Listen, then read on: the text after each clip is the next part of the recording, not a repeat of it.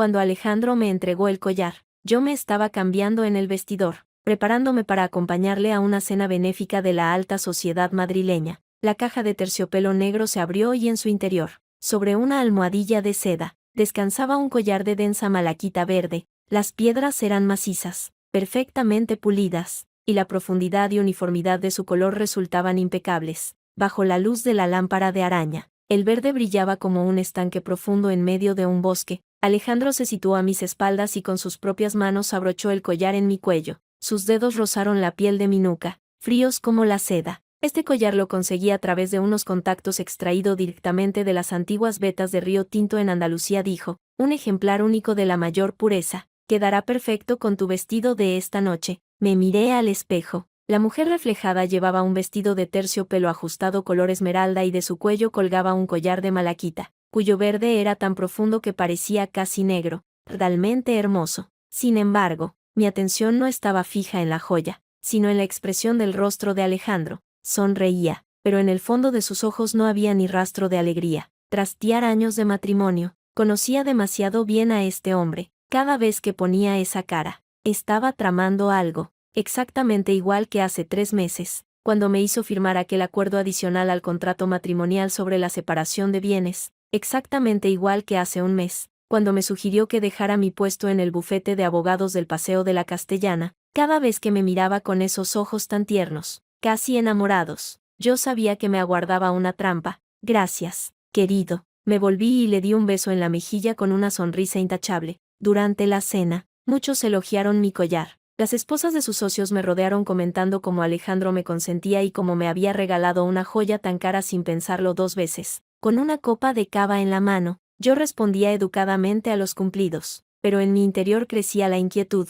Una de las damas, la señora de Mendoza, esposa de un magnate joyero, examinó mi collar durante un buen rato con una expresión extraña. No dijo nada, pero su mirada hizo que las alarmas de mi instinto no dejaran de sonar. Después de la cena, no fui directamente a casa. A la mañana siguiente, vestida con la ropa más sencilla que encontré, guardé el collar en el bolso y me dirigí al barrio de Salamanca, a un conocido centro de tasación de joyas. Yo solía colaborar con este centro cuando aún trabajaba en el bufete. El experto del lugar, don Arturo, era el especialista más prestigioso de todo Madrid. Ninguna falsificación escapaba a su escrutinio. Empujé la puerta de cristal del local. La chica de la recepción me reconoció y se quedó inmóvil un instante. Doña Leticia, ¿viene a vernos? Necesito que don Arturo me haga una tasación, dije poniendo la caja de terciopelo sobre el mostrador de forma confidencial, sin papeleos. La chica lo entendió todo y me condujo de inmediato al laboratorio interior.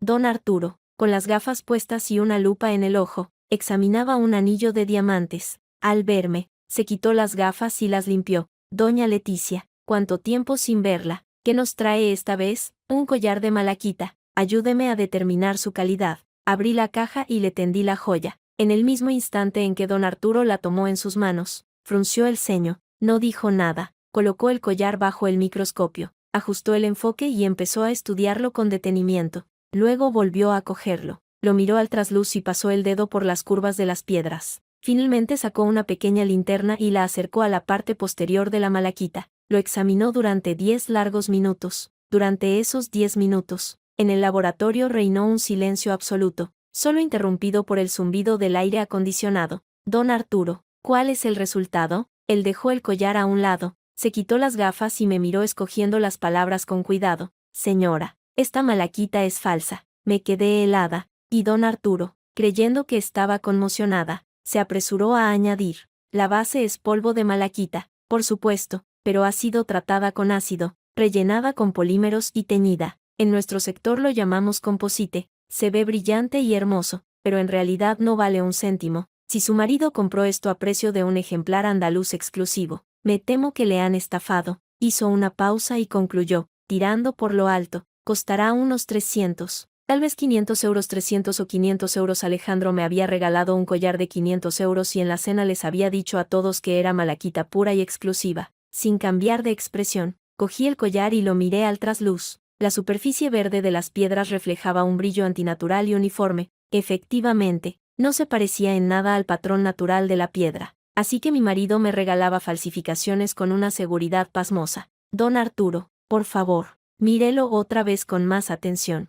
No hay nada más ahí. ¿Algo más? Sí, revíselo por todos lados. Don Arturo me miró y debió de leer algo en mi rostro, sin hacer más preguntas. Volvió a poner el collar en la mesa de análisis. Esta vez utilizó instrumentos mucho más precisos, desde las piedras hasta la cadena, desde el cierre hasta la montura. Examinó cada milímetro. De repente, su mano se detuvo. Apuntó con la lupa a la base de una de las piedras y la observó durante mucho tiempo, mientras su semblante se volvía cada vez más grave. Doña Leticia, acérquese. Me incliné y a través de la lupa vi un hueco minúsculo entre la piedra y la montura metálica. En ese espacio algo brillaba de forma casi imperceptible. La pieza era tan pequeña que a simple vista resultaba invisible, oculta en las sombras de la montura. ¿Qué es eso? Don Arturo dejó la lupa. Su rostro se ensombreció. Hay un rastreador escondido en el interior, dijo bajando la voz como si revelara un secreto terrible. El aire acondicionado del laboratorio seguía zumbando, pero un escalofrío me recorrió la espalda. Un microchip, un localizador integrado en la montura junto a la piedra.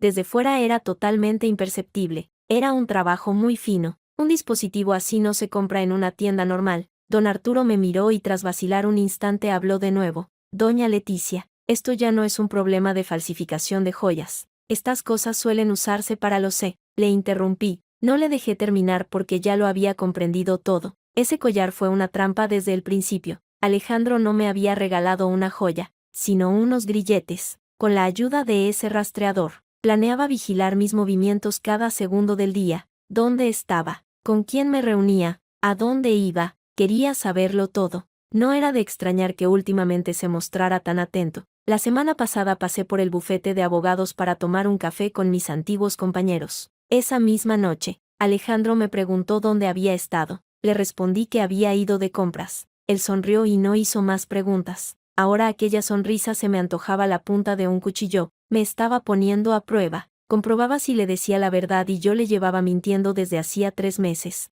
Doña Leticia, tal vez debería. Don Arturo. Guardé el collar y mi voz sonó más tranquila de lo que esperaba. Le ruego que actúe como si esta conversación de hoy nunca hubiera tenido lugar. Ningún informe, ningún registro. En cuanto a este rastreador, sé perfectamente qué hacer con él. Volví a meter el collar en su caja de terciopelo y cerré la tapa. Mis movimientos eran pausados y serenos. Cuando salí del centro, el sol brillaba con fuerza en la calle, inundando el asfalto madrileño con una luz blanca y cegadora. Me detuve en la entrada. Bajé la vista hacia la cajita que tenía en las manos y de pronto sentí ganas de reír. Alejandro, ¿cuánto te has esforzado? Falsificación y rastreador. Doble garantía. ¿Crees que así puedes encerrarme en el círculo que has dibujado para mí? ¿Convertirme en un canario domesticado? Entonces es que no me conoces en absoluto. Saqué el teléfono, abrí Telegram y busqué un contacto llamado Lucía. La descubrí cuando el mes pasado eché un vistazo al teléfono de Alejandro. Él me dijo que era su asistente personal, pero el contenido de sus mensajes no se parecía en nada a una conversación entre jefe y empleada. Pequeña, esta noche en el lugar de siempre. Alejandro, quiero ese bolso de edición limitada del OEW, te lo compro.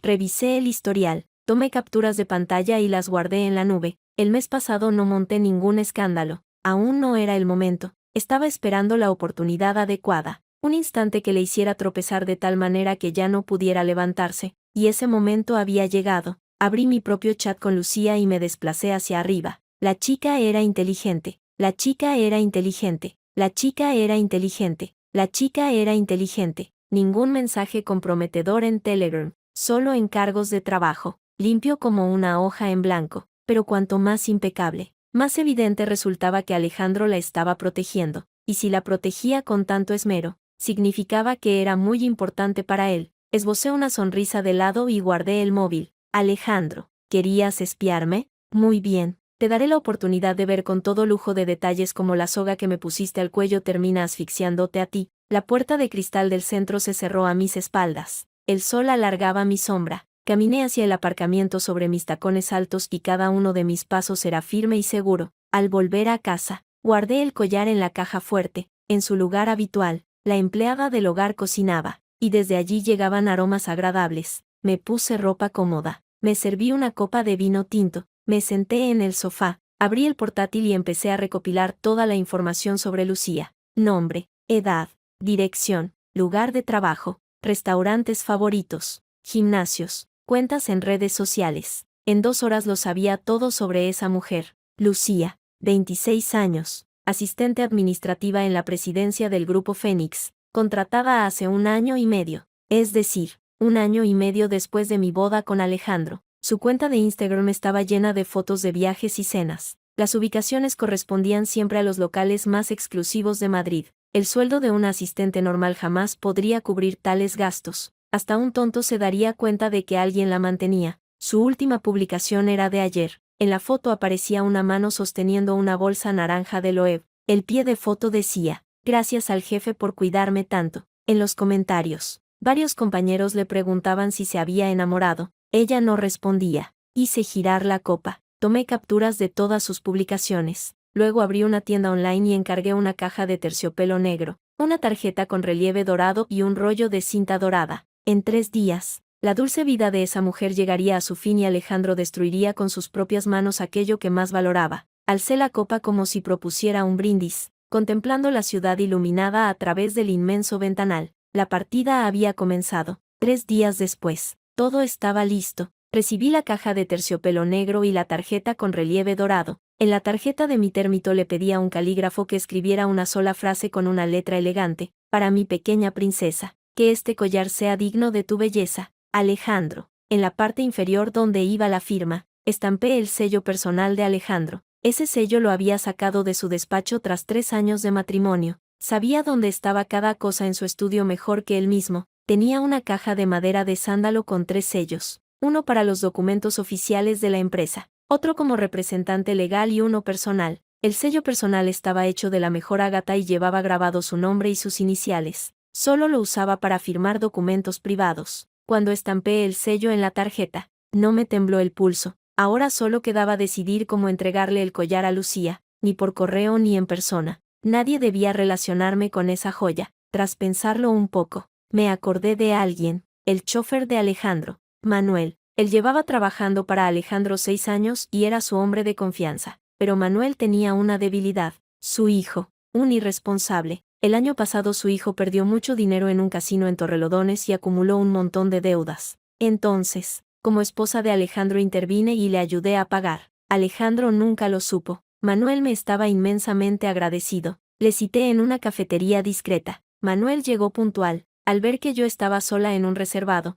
se sorprendió visiblemente. "Doña Leticia, quería verme. Siéntese". Le serví un té y fui directa al grano. "Manuel, necesito su ayuda. Dígame, doña Leticia. Don Alejandro ha preparado un regalo para la señorita Lucía de Presidencia, pero últimamente circulan rumores por la empresa y no le resulta cómodo entregárselo en persona. A mí tampoco me viene bien". Empujé la caja de terciopelo negro hacia él. "Le ruego que vaya y se lo entregue a la señorita Lucía en nombre de don Alejandro. Dígale que es una muestra de agradecimiento por su duro trabajo últimamente". Manuel miró la caja y algo brilló en sus ojos. Yo sabía lo que estaba pensando. Tras 6 años trabajando para mi marido, era imposible que no supiera de su aventura con Lucía. "Doña Leticia, ¿no le resulta doloroso esto? Manuel, ¿cómo está su hijo? Ya pagó todas las deudas. Nadie más le molesta". Tomé la taza y bebí un sorbo lentamente. El rostro del chofer palideció. "Doña Leticia, siempre he tenido presente su ayuda. Me alegro". Dejé la taza y sonreí. "Haga esto por mí, y la historia de su hijo quedará entre nosotros. A don Alejandro no le diré ni una palabra". Manuel guardó silencio durante 5 segundos. Luego extendió la mano y cogió la caja. "No se preocupe, doña Leticia, yo me encargo de entregarlo. Déselo en mano a la señorita Lucía", añadí mirándole fijamente, "y dígale que es una sorpresa que don Alejandro ha preparado especialmente para ella". "Entendido". Cuando Manuel se marchó, me quedé un rato más en la cafetería. Por la ventana veía el flujo incesante de coches. El sol se filtraba por el cristal creando cálidos reflejos. Saqué el teléfono y abrí el panel de control del rastreador. Sí, había conseguido acceso a su sistema. Don Arturo, aunque prometió no dejar registros, me había facilitado en secreto la dirección web y los datos de acceso. Me explicó que la transmisión de datos de esos dispositivos siempre pasa por un servicio en la nube y que conociendo el identificador del aparato se puede entrar en el sistema y rastrear la ubicación en tiempo real. Entré en la plataforma. En el mapa de la pantalla apareció un punto rojo parpadeante. Se encontraba en el edificio del Grupo Fénix, en la sede central de la empresa de Alejandro. El collar ya no estaba en mi bolso y el rastreador seguía en esa falsa piedra de malaquita. Y ahora ese collar, escudado bajo el nombre de Alejandro, volaba hacia la mujer de la que su esposa supuestamente no debía saber nada. Todo iba según lo previsto. Ese mismo día, a las 3 en punto, Manuel me envió un mensaje. Doña Leticia, paquete entregado. La señorita Lucía está muy contenta. Acto seguido, el panel de control en mi teléfono se actualizó. El punto rojo empezó a moverse. Salió del edificio del Grupo Fénix, avanzó hacia el norte por el Paseo de la Castellana, cruzó 3 intersecciones y se detuvo en la entrada del Gran Hotel Estrella Real. Anoté el nombre del hotel y las comisuras de mis labios se curvaron lentamente hacia arriba. El Estrella Real era uno de los hoteles más lujosos de la ciudad. Una suite presidencial costaba una tarifa de 5 cifras por noche. Lo curioso era que el propietario de ese hotel era socio de negocios de Alejandro. Su relación era tan estrecha que podían usar los servicios del hotel a crédito con solo firmar. Eso significaba que Alejandro frecuentaba ese lugar a menudo, y la primera parada de Lucía tras recibir el collar fue precisamente allí. Casi podía ver la escena. Lucía abriendo la caja, descubriendo el collar de verde intenso y la tarjeta con el sello personal de Alejandro, dando saltos de alegría. Se lo pondría inmediatamente, se haría infinidad de selfies y esperaría a que cayera la noche para enseñárselo a su amante, porque a sus ojos ese collar era la prueba de su amor, la señal de que su larga espera estaba a punto de dar frutos y pronto obtendría un estatus oficial. Pero Lucía no sabía que el rastreador del collar transmitía en tiempo real cada uno de sus movimientos y mucho menos sabía que esa tarjeta y ese sello se convertirían en el arma más afilada dirigida contra Alejandro. Aquella noche mi marido volvió a casa más tarde de lo habitual. Yo estaba sentada en el sofá del salón. En la televisión daban un programa aburrido. En la mesa había una copa de vino tinto a medio beber. Cuando Alejandro entró, olía a gel de ducha, no al que usábamos en casa. Se había cambiado de ropa y duchado en otro lugar. Cariño, ¿aún no duermes?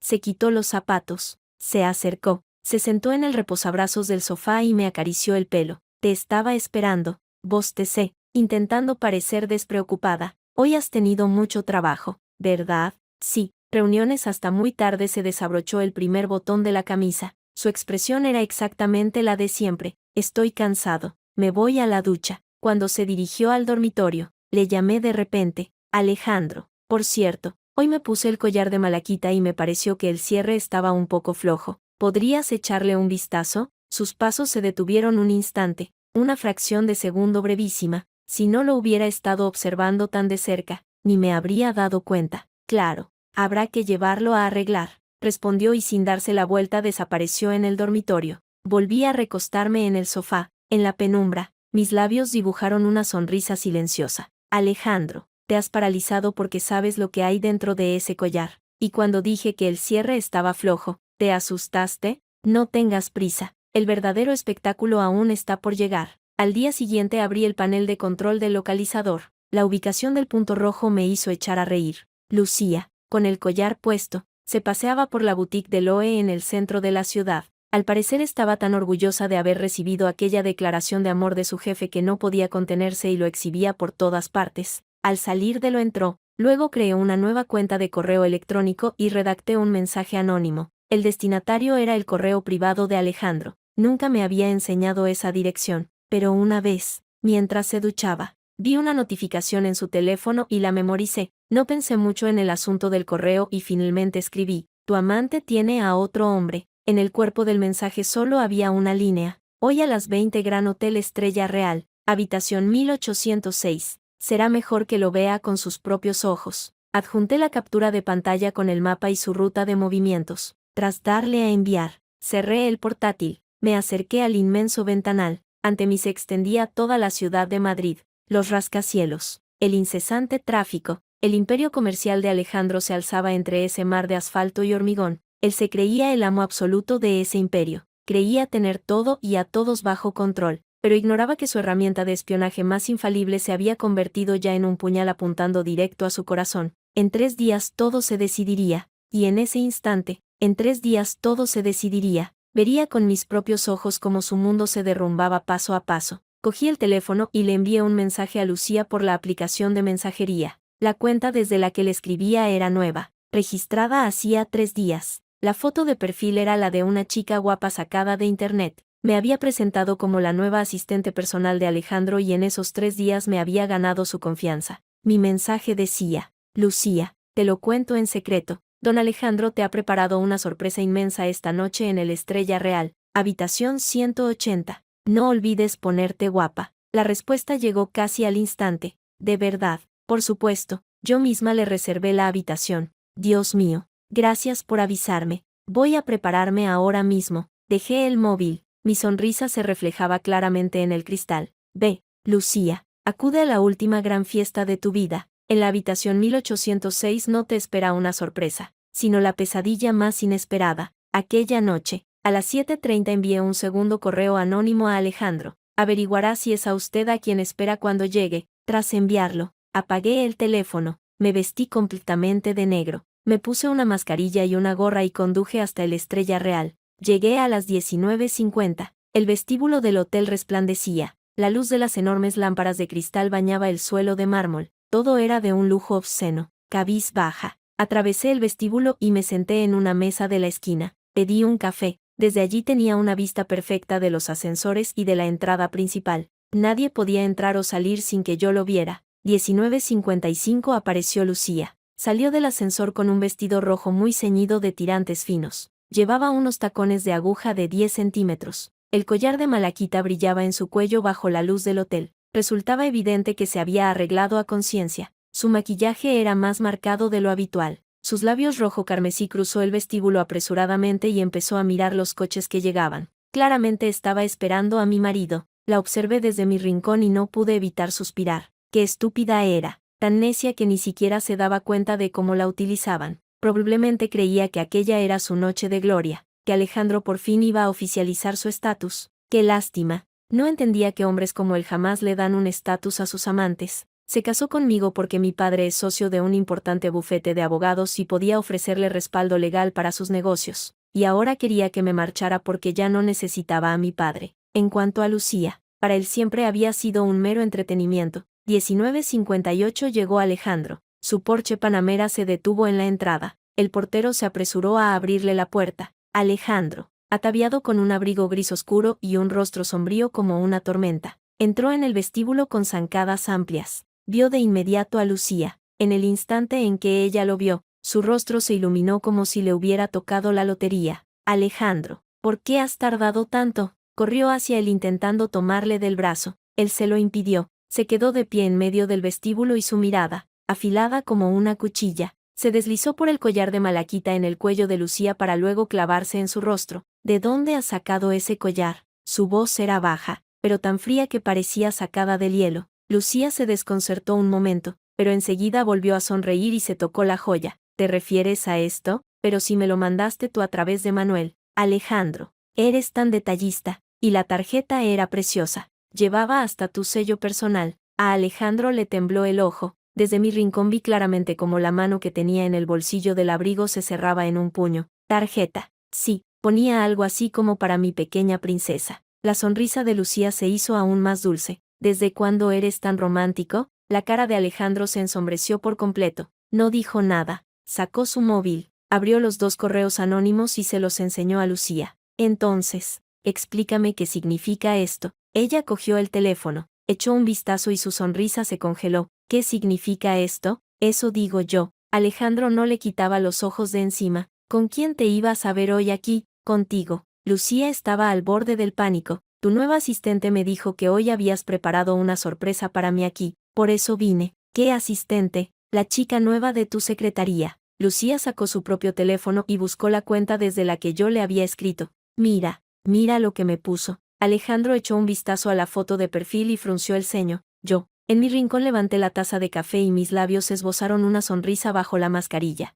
¿Te gusta la foto, Alejandro? Es un paisaje del hotel en el que te alojaste el mes pasado durante tu viaje de negocios. Seguro que no te acuerdas, pero yo sí conozco todos tus viajes y todos los hoteles en los que has estado. Basta, Alejandro. Le devolvió el teléfono. Su voz se volvió aún más gélida. Vamos arriba, Alejandro. Te lo juro, he dicho que subamos. Lucía, asustada por su tono, no se atrevió a rechistar y le siguió dócilmente hacia los ascensores. Antes de que las puertas se cerraran, alcancé a ver a través de la rendija su rostro afligido y el perfil de él, oscurecido por la ira. Cuando las puertas se cerraron, me terminé el café, me levanté sin prisas y me dirigí a las escaleras de servicio. Habitación 180. Tenía que echar más leña al fuego, y esta vez, al entrar en esa habitación, Lucía no podría salir ilesa, porque yo sabía que lo que Alejandro más odiaba en este mundo era la traición. Subí por las escaleras de servicio hasta la planta 18. El rellano estaba en silencio, solo se oían mis pasos, y el clic de los sensores de luz sobre mi cabeza.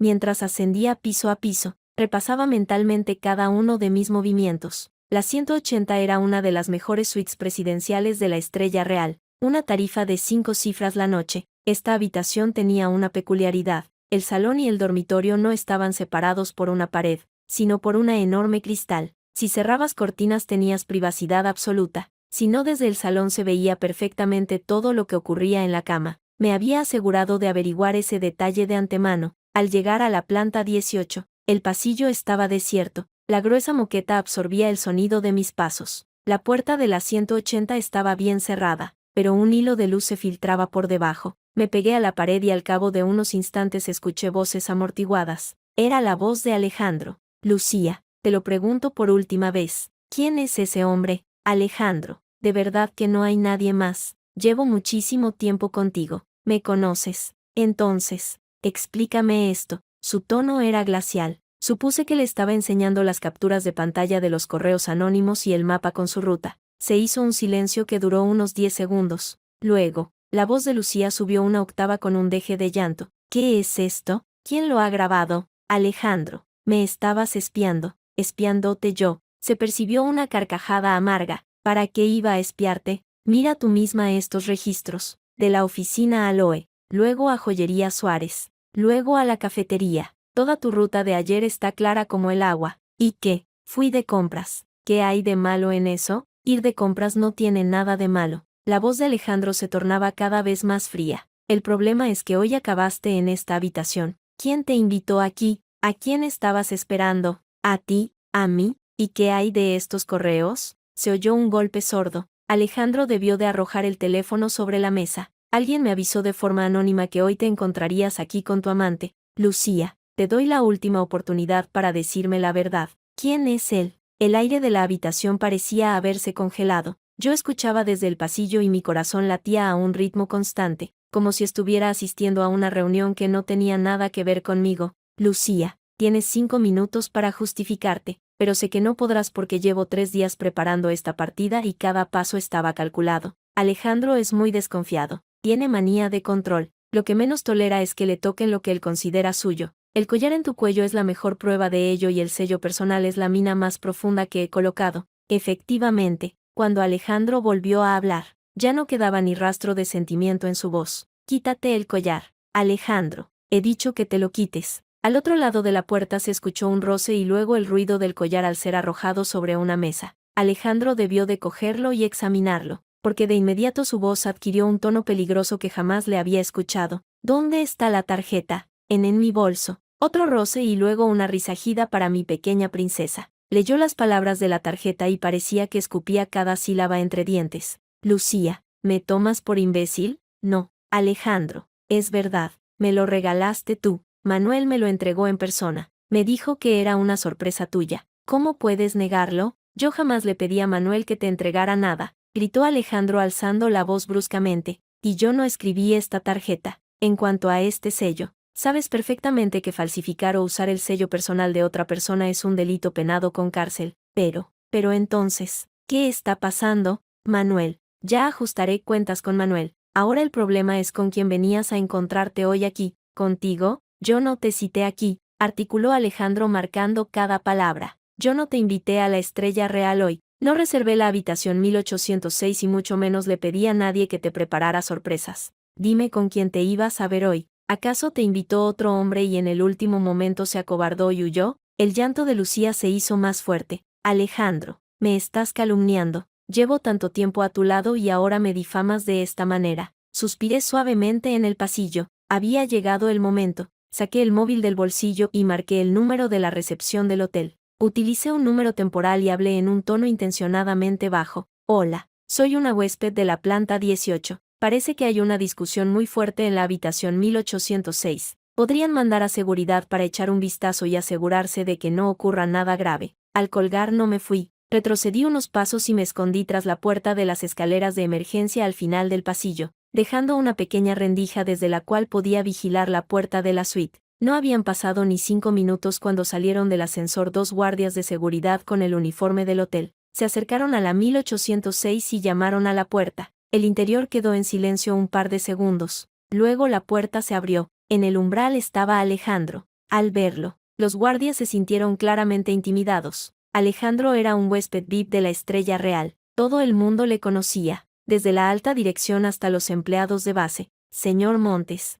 disculpe, hemos recibido una queja de un huésped diciendo que en esta habitación todo está en orden. La voz de Alejandro recuperó su calma habitual, pero noté que contenía la rabia. Estamos resolviendo unos asuntos personales. No le den importancia. Pero, señor Montes, he dicho que no le den importancia. La puerta se cerró de un portazo. Los guardias se miraron. Se quedaron allí plantados unos segundos con cara de incomodidad y finalmente se marcharon. El pasillo volvió a quedar sumido en el silencio. Esperé unos 10 minutos más. Esta vez la puerta de la suite volvió a abrirse. La primera en salir fue Lucía. Su maquillaje estaba completamente arruinado. Tenía los ojos hinchados y enrojecidos. Caminaba a trompicones sobre sus tacones altos, a punto de caerse varias veces. Sin esperar al ascensor, corrió hacia la escalera de incendios y bajó a toda prisa, pasando de largo por la planta en la que yo estaba escondida. Detrás de ella salió Alejandro. Se quedó en el pasillo, sosteniendo en sus manos el collar de malaquita y la tarjeta. Su rostro estaba tan oscuro como el cielo antes de una tormenta. Bajó la vista hacia los objetos que tenía en las manos. Luego sacó el teléfono y marcó un número. En el silencio del pasillo logré escuchar vagamente sus palabras.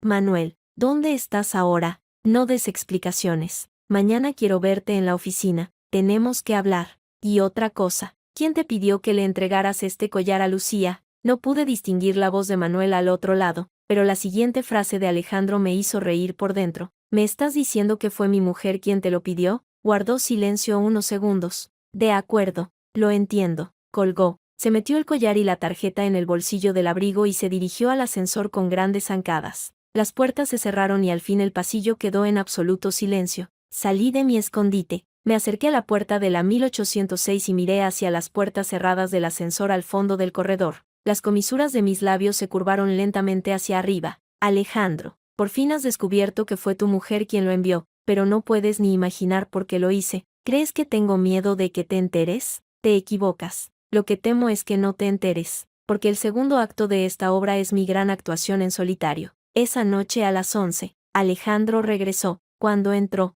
yo estaba recostada en el sofá del salón con una mascarilla facial. En la televisión emitían el resumen financiero nocturno. La mascarilla blanca me cubría el rostro. Solo se me veían los ojos. Ya estás aquí. Mi tono fue el de siempre, incluso un poco perezoso. Me he quedado hasta tarde en el trabajo. Alejandro se detuvo en el recibidor. Se quitó el abrigo, lo colgó y se descalzó a un ritmo el doble de lento que de costumbre. Al terminar, se acercó al salón y se plantó frente a la mesa de centro, mirándome desde arriba. Arrojó la tarjeta y el collar de malaquita sobre la mesa. La caja de terciopelo golpeó el cristal con un ruido sordo. Leticia Navarro. Rara vez me llamaba por mi nombre completo y apellido. En nuestros 3 años de matrimonio, solía decir cariño o se dirigía a mí de forma pragmática. Solo en momentos de auténtica furia utilizaba mi nombre completo. Explícame qué es esto. Me quité lentamente la mascarilla. Bajo ella, ni un solo músculo de mi cara había temblado. Luego cogí la tarjeta.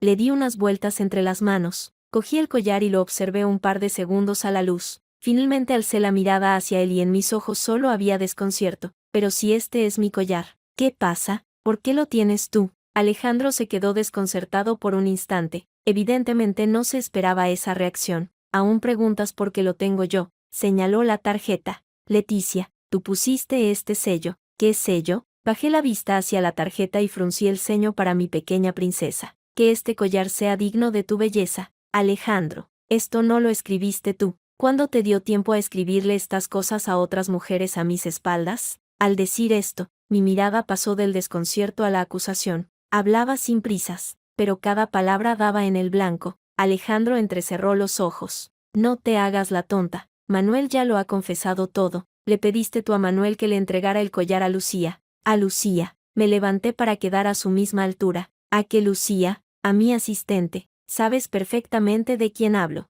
Por supuesto que lo sé. Me reí y volví a dejar el collar sobre la mesa. Alejandro, irrumpes en casa en mitad de la noche. Me tiras un collar falso a la cara y me dices que Manuel confesó que se lo di a una tal Lucía. Para empezar, explícame tú por qué le regalas collares a Lucía. Alejandro se quedó callado. Esa vacilación de un segundo fue la mejor respuesta que me podía dar. No tenía que decir. Tiré la mascarilla a la papelera. Cogí una toallita y me limpié las manos. Entonces lo diré yo por ti, porque te sientes culpable con Lucía y quieres complacerla. Por eso le regalas joyas. No, espera. No es así. ¿Qué culpa ibas a sentir tú, Alejandro Montes? Jamás te has sentido culpable por nadie. Lo que quieres es que Lucía te sea leal, que siga siendo tu amante secreta sin rechistar. Me equivoco. Leticia, yo te he hecho una pregunta y yo te estoy respondiendo. Mi voz se elevó de golpe, tapando la suya. Me preguntas por qué el collar acabó en manos de Lucía. Muy bien, te lo diré. Este collar me lo regalaste tú,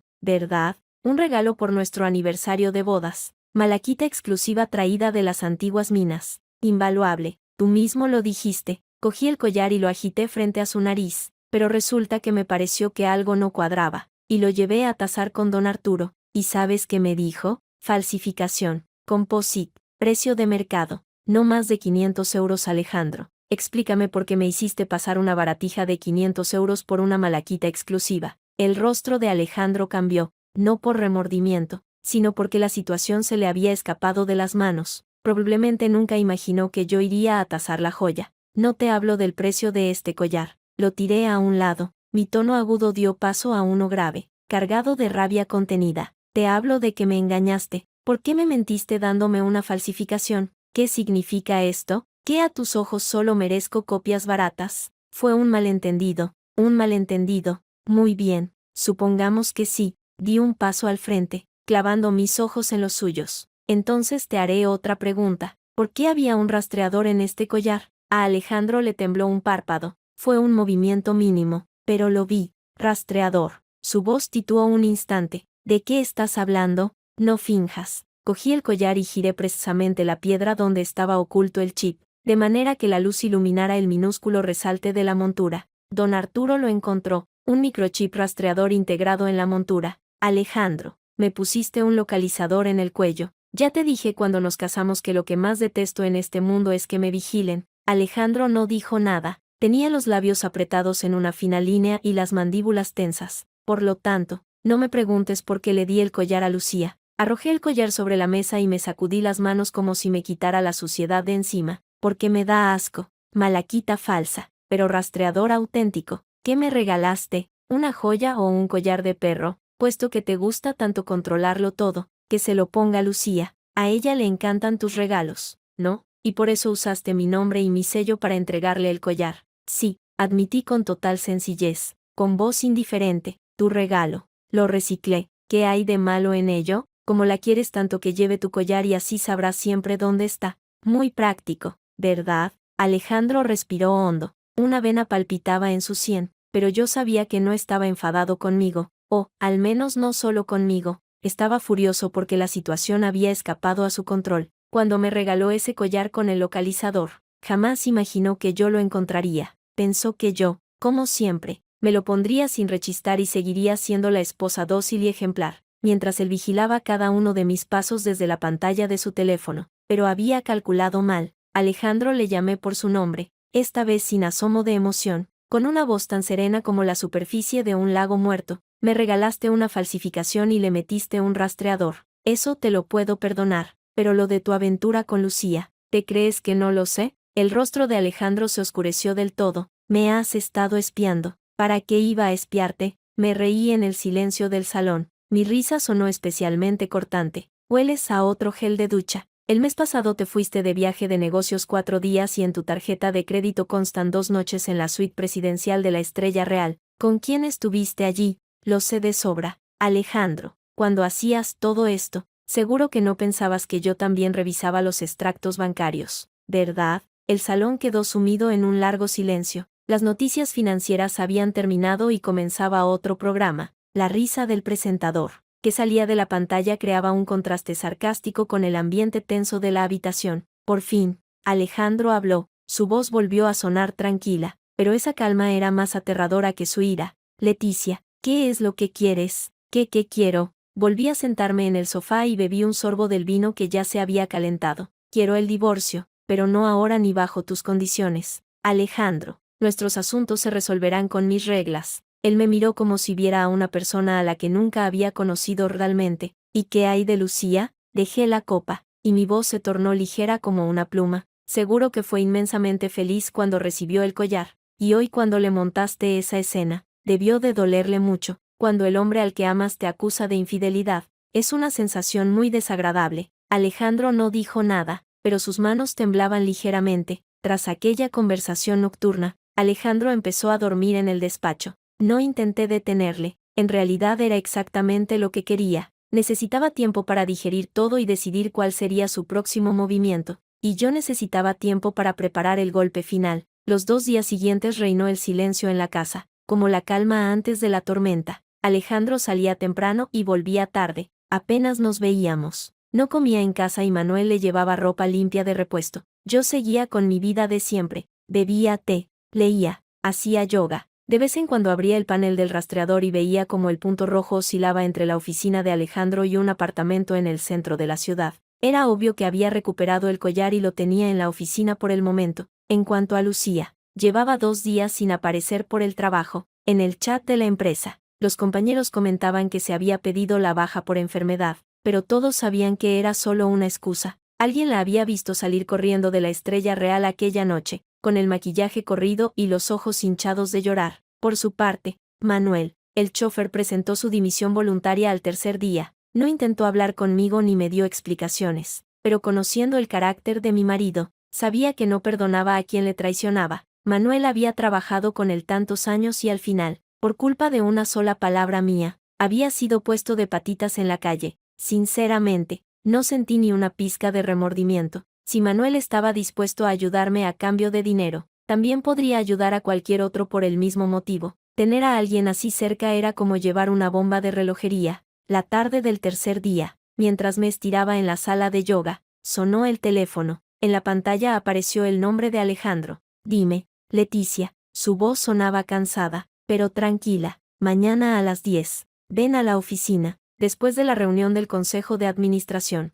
tenemos que hablar. ¿Hablar de qué? Tú ya lo sabes. De acuerdo. Enrollé la esterilla de yoga con voz serena. Hasta mañana. Al colgar, abrí las notas del teléfono y busqué una captura de pantalla. Eran las pruebas que llevaba recopilando 3 meses. Registros de transferencias de activos de Alejandro a través de cuentas en paraísos fiscales. Facturas de la Estrella Real que confirmaban sus encuentros con Lucía y una copia de un contrato de pignoración de acciones que firmó a mis espaldas. El contenido de ese contrato bastaría para poner nervioso a cualquier miembro del consejo. Alejandro había puesto como garantía el 30% de las acciones del Grupo Fénix a un fondo opaco en Andorra y el beneficiario final de dicho fondo era una cuenta anónima imposible de rastrear. En pocas palabras, estaba desviando activos en secreto, preparándose para nuestro divorcio, pero él ignoraba un detalle. Quien controlaba en la práctica ese fondo de Andorra era el discípulo de mayor confianza de mi padre, el abogado Roberto Blanco. Roberto llevaba 20 años trabajando con mi padre desde que era pasante hasta llegar a socio y se lo debía todo. Hacía 3 meses localicé a Roberto y le hablé de las maniobras de mi esposo. Sin dudarlo, me ayudó a atenderle una trampa. Alejandro terminó pignorando las acciones a un fondo controlado por nosotros.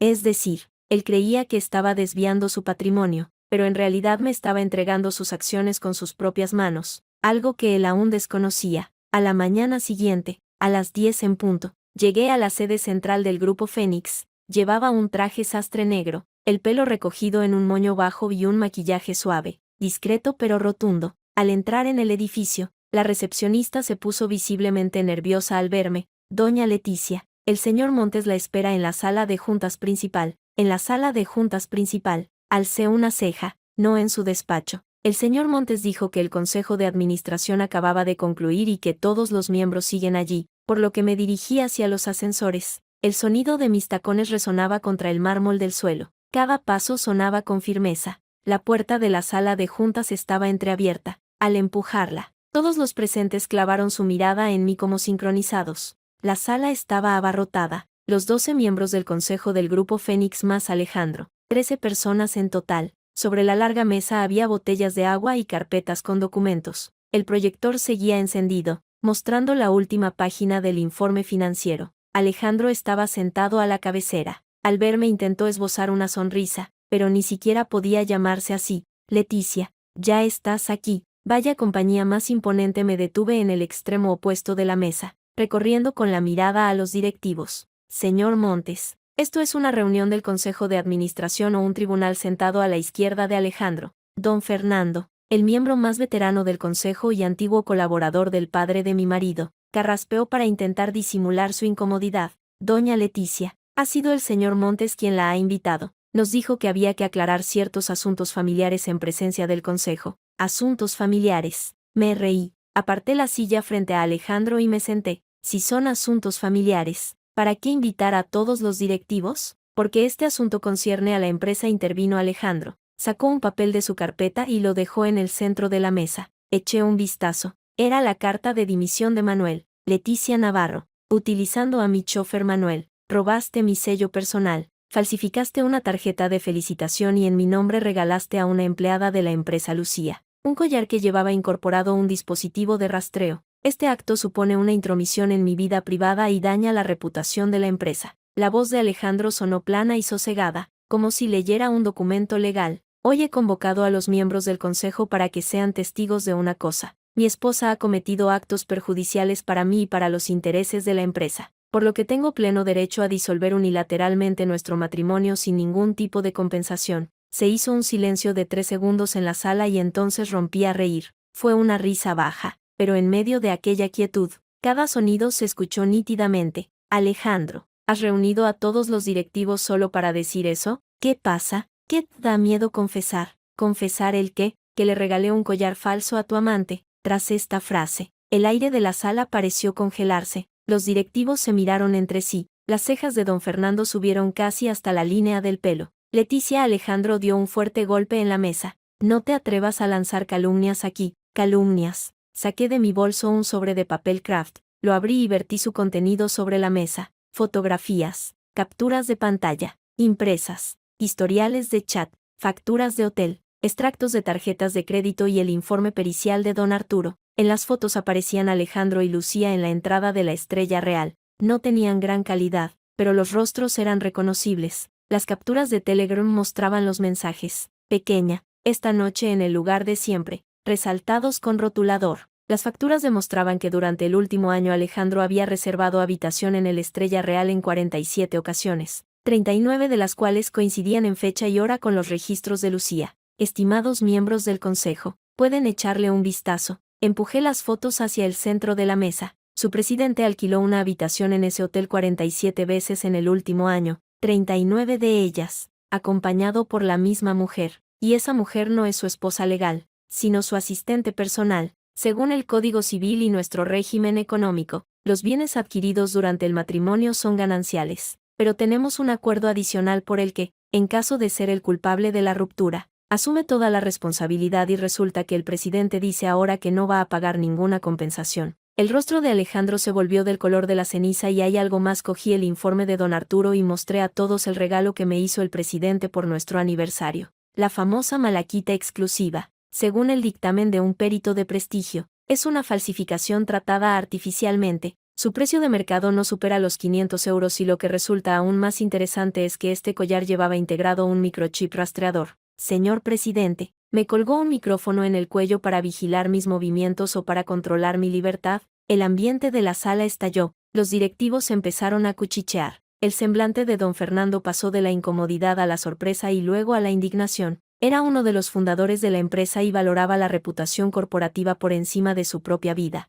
Alejandro. La voz del anciano temblaba. Todo esto es cierto, don Fernando. Yo le pregunto si es cierto. Alejandro guardó silencio. Su mutismo fue la mejor respuesta. Don Fernando se levantó despacio y cerró su carpeta. Su voz sonaba envejecida y helada. El presidente del grupo Fénix mantiene a una amante en un hotel vinculado a la empresa e inserta un micrófono en el collar de su propia esposa. Si esto saliera a la luz, ¿qué creen que pasaría con nuestras acciones y con nuestra reputación en el sector? Don Fernando, considero que no tiene ningún sentido continuar con esta reunión. Don Fernando agarró su maletín y miró a mi marido con una mezcla de decepción y desprecio. Señor presidente, hoy nos ha citado aquí para que le ayudáramos a lidiar con su esposa. pero se le olvida que yo vi cómo su padre levantaba esta empresa desde la nada. Lo que está haciendo es una deshonra para su memoria. Dicho esto, abandonó la sala sin mirar atrás. Los demás directivos, tras cruzar un par de miradas, también empezaron a levantarse y marcharse. En menos de 5 minutos, en la sala solo quedábamos Alejandro y yo. Él seguía en la cabecera, yo frente a él. La larga mesa, cubierta de documentos y fotografías esparcidos, parecía un campo de batalla tras la masacre. Leticia, la voz de Alejandro era apenas un susurro. ¿Qué es lo que realmente quieres? Me levanté, me ajusté la falda y cogí mi bolso. Quiero un divorcio sencillo. Tú eres la parte culpable. Reparto de bienes según lo estipulado. Me quedo con tu 30% de acciones del Grupo Fénix y con el piso del barrio de Salamanca. Tu estatus VIP en el Estrella Real queda anulado. En cuanto a Lucía, no me interesa. Si quieres, cásate con ella. Si no, búscate a otra. Ya no es asunto mío. Estás soñando, ¿verdad? Me acerqué a la puerta y me di la vuelta. Alejandro, las acciones que pusiste como aval, ¿comprobaste quién controla realmente ese fondo opaco en Andorra? El rostro de Alejandro se resquebrajó en ese instante. Me miró de sopetón con absoluta incredulidad. Tú sí. Yo sonreí levemente y abrí la puerta. Señor presidente, vaya preparándose para firmar los papeles. Cuando salí de las oficinas del Grupo Fénix, empezó a lloviznar.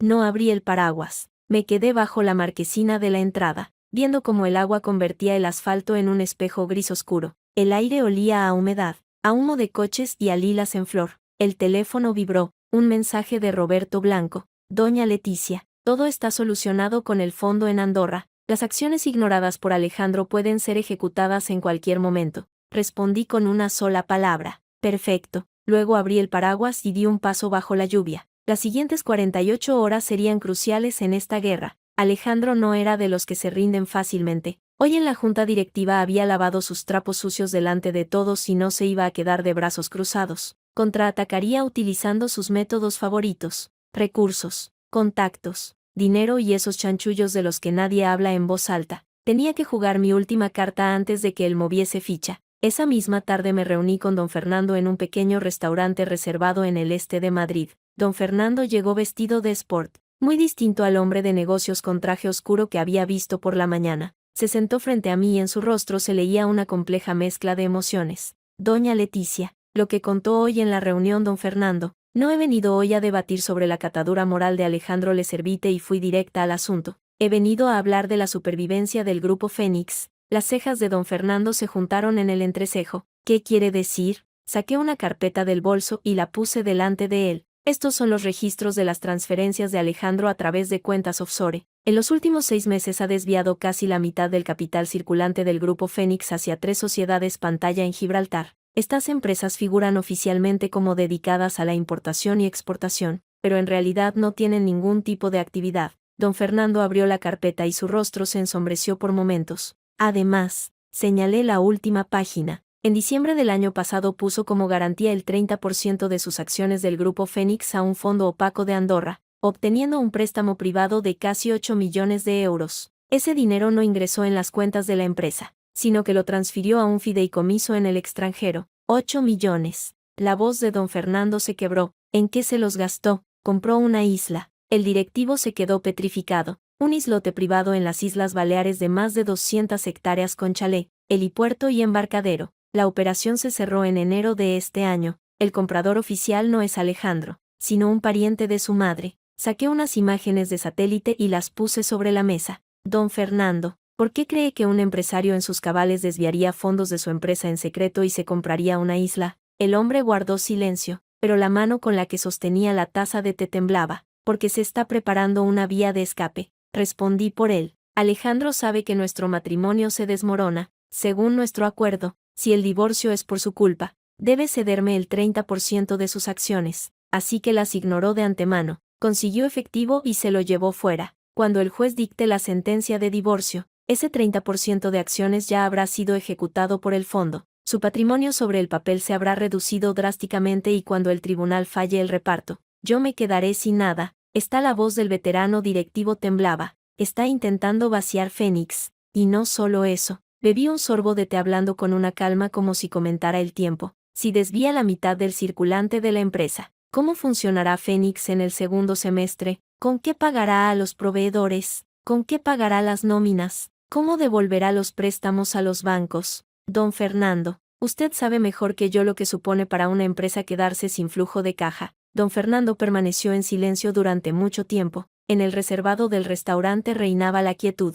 Solo llegaban unas risas amortiguadas de la sala contigua. Afuera seguía lloviendo. Las gotas repiqueteaban contra el cristal. Doña Leticia habló al fin. ¿Qué es lo que quiere que haga? Dos cosas. La primera, convocar mañana mismo una reunión ordinaria del Consejo de Administración y someter a votación la destitución de Alejandro como presidente. Usted es el segundo mayor accionista, tiene 3 asientos en el Consejo. Si usted toma la iniciativa, los demás directivos le seguirán. Y la segunda, apoyarme en el juicio del divorcio para que yo pueda recuperar ese 30% de las acciones. A cambio, una vez que las tenga, le venderé la mitad a precio de mercado. Así se convertirá en el máximo accionista del Grupo Fénix, y la empresa quedará bajo su control. Los ojos del hombre se entrecerraron. Ya no me miraba con sorpresa, sino con un interés muy calculador.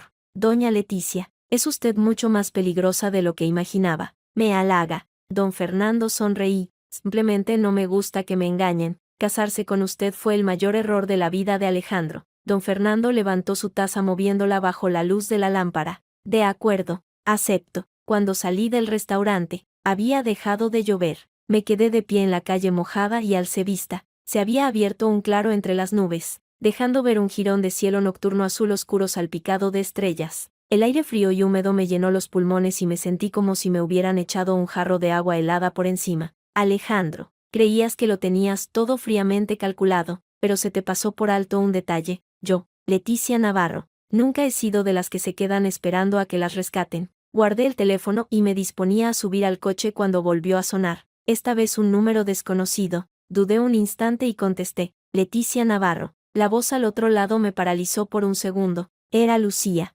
Sonaba ronca, como si llevara mucho tiempo llorando, pero su tono era sorprendentemente sosegado. Doña Leticia, quiero verla. Me apoyé contra el coche y me quedé mirando las luces de una tienda 24 horas al otro lado de la calle. Callé durante un par de segundos. ¿Qué pasa? ¿Tengo algo para usted? La voz de Lucía bajó de volumen. Sobre Alejandro. Me obligó a firmar un contrato. Creo que debería verlo. ¿Qué contrato? Un contrato de fiducia. En su voz asomó una risa fría. Me pidió que actuara como testaferro de una sociedad. Dijo que era por temas fiscales. Pero lo he comprobado. Esa sociedad es la titular de un inmueble, el piso del barrio de Salamanca. Doña Leticia. Su marido ha puesto el piso a mi nombre. Lo sabía. Mi mano apretó el teléfono con fuerza. El piso del centro. Alejandro lo compró antes de casarnos y legalmente era un bien privativo suyo, pero si lo había puesto a nombre de Lucía, eso ya era un desvío de activos. Y desviar bienes en secreto a nombre de una amante durante el matrimonio es legalmente un alzamiento de bienes y ocultación de patrimonio. ¿Dónde está? Pregunté. En la cafetería Los Faroles, justo enfrente de su urbanización. Noté en su voz unos matices complejos que no supe descifrar. Allí la espero. Al colgar, no subí de inmediato al coche. Me quedé de pie bajo una farola, observando mi larga sombra y pensando a toda velocidad. ¿Por qué había decidido Lucía ayudarme? Odiaba a Alejandro. Era la única explicación. Aquella noche en el Estrella Real, Alejandro renegó delante de ella de la tarjeta, del collar y de todo lo que había existido entre ellos. Para una mujer como Lucía, el salto del amor al odio es más corto que para nadie. Le había entregado 2 años de su vida y a cambio había recibido un jamás. Le pedí a Manuel que te entregara nada. Ahora quería devolverle la humillación. ¡Qué interesante! Abrí la puerta, arranqué el motor y 15 minutos después estaba sentada junto a la cristalera de Los Faroles. Cuando llegó Lucía, casi ni la reconozco. Llevaba una sudadera gris con la capucha calada, ocultándole casi todo el rostro, ni rastro de maquillaje. Tenía los labios cortados y los ojos enrojecidos. Nada que ver con aquella mujer despampanante del vestido rojo y el collar de malaquita. Se sentó frente a mí y arrojó una carpeta sobre la mesa. Véalo usted misma. Cogí los documentos y empecé a hojearlos. Era un contrato de fiducia firmado hacía 3 meses. Mediante él, Alejandro cedía la titularidad del piso del barrio de Salamanca a Lucía, convirtiéndola en propietaria nominal. El contrato especificaba claramente que Alejandro era el dueño real y que Lucía solo actuaba como testaferro. Ella no tenía derecho a disponer del inmueble y él podía recuperarlo en cualquier momento. Pero el problema era que aquel contrato se había firmado de forma privada. No estaba elevado a público ante notario ni inscrito en el registro de la propiedad. Sin embargo, en el sistema del registro, la titularidad de ese piso ya figuraba a nombre de Lucía. Se había acabado su propia fosa. Lucía agarró su taza de café con una sonrisa mordaz en los labios. Se creía muy listo. Pensó que, poniéndolo a mi nombre, evitaría el reparto de bienes en el divorcio, pero se le olvidó un detalle. El registro de la propiedad solo reconoce la titularidad inscrita, no los contratos privados. ¿Y quiere entregarme esto a mí? Dejé los papeles y la miré. Un destello de furia iluminó sus ojos. Quiero que se quede en la ruina. ¿Por qué? Lucía guardó silencio durante un buen rato. En la cafetería sonaba un jazz suave. La luz de las farolas bañaba la acera con un tono anaranjado. Justo enfrente estaba mi urbanización, el edificio donde Alejandro había comprado aquel piso a su nombre. Aborté 2 veces por él, dijo de pronto, como si hablara consigo misma. Tras el segundo, el médico me advirtió de que las paredes del útero habían quedado muy finas y que en el futuro podría tener problemas para quedarme embarazada. Mientras estaba en la mesa de operaciones, me envió un mensaje diciéndome que le había surgido una urgencia en la oficina y que no podría venir. Más tarde me enteré de que esa noche estaba en casa con usted celebrando su aniversario de bodas. No dije nada. Lucía posó la taza y levantó la cabeza. Sus ojos estaban rojos, pero no había lágrimas. Doña Leticia, yo le quería de verdad, pero él a mí nunca me quiso. Para él yo solo era un instrumento, un juguete, una válvula de escape, una tapadera para ocultar dinero. Suspiró profundamente. Antes de ayer me obligó a firmar un anexo en el que confirmo que el piso es suyo y que solo está a mi nombre temporalmente, y ahí lo entendí. Se está preparando para el divorcio y quiere borrar sus huellas. Y luego decidí que no se lo iba a permitir. Su rostro se volvió de piedra. Quiere salir de Rositas. Que siga soñando. Leticia, le entrego el original de este contrato. Llévelo al juzgado y acúsele de alzamiento de bienes gananciales. La inscripción en el registro es real y este contrato privado también lo es. Junte las dos cosas y no tendrá forma de defenderse. La miré y pensé en lo irónica que es la vida. Hace un mes, ella era la espina más dolorosa de mi matrimonio y ahora se había convertido en la pieza final de mi plan para destruir a Alejandro. Lucía debe comprender que aunque yo presente esto en el juzgado, el piso acabará siendo mío, no suyo. Losé se levantó y volvió a bajarse la capucha, ocultando de nuevo su rostro. A mí no me interesa ese piso. Solo quiero que él sepa lo que se siente cuando la persona en la que más confías te clava un cuchillo por la espalda. Dicho esto, dio media vuelta y salió. La puerta de la cafetería se abrió y el viento de la noche se coló en el interior, haciendo volar una servilleta de mi mesa. Me quedé allí sentada, viendo por la ventana la delgada espalda de Lucía difuminándose en la oscuridad. En mi interior afloró un sentimiento extraño, ni compasión ni culpa, algo mucho más complejo. Era como observar un incendio. Fui yo quien encendió la cerilla, pero la leña la había apilado el propio Alejandro. Guardé el contrato en mi bolso, pagué y me fui. Al llegar a casa, la luz del salón estaba encendida. Alejandro estaba sentado en el sofá, sin mirar la tele ni usar el teléfono, solo sentado, erguido como una estatua. Al oír abrirse la puerta, giró la cabeza. Nuestras miradas se cruzaron bajo la tenue luz del recibidor. ¿Dónde estabas?, preguntó, tomando algo con una amiga. Me quité los zapatos y pasé por su lado sin detenerme. Leticia se levantó. Su voz sonaba ronca, como si llevara días sin beber agua. Tenemos que hablar. De acuerdo. Me giré hacia él con una leve sonrisa en los labios. ¿De qué quieres hablar? ¿Del desvío de capitales? ¿De cómo pusiste el piso a nombre de Lucía o de cómo ignoraste las acciones para conseguir 8 millones? El rostro de Alejandro perdió todo su color en un segundo. ¿Cuánto sabes? Todo la de la cabeza mirándole como si fuera un completo extraño. Alejandro,